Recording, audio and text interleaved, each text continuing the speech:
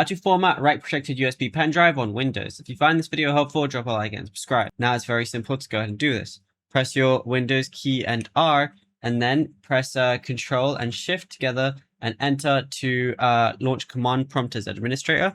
If you can't do that, then type in CMD and then press run as administrator right here. Now what we're going to do is type in disk part over here, press enter.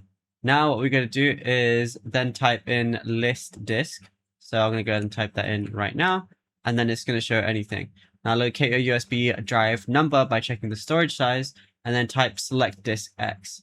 Then type attributes disk clear and then read only, and have a space between each of those things, and then press enter, and you're going to see disk attributes cleared successfully. Now while still in disk part, type in clean. So I'm going to type in clean right now.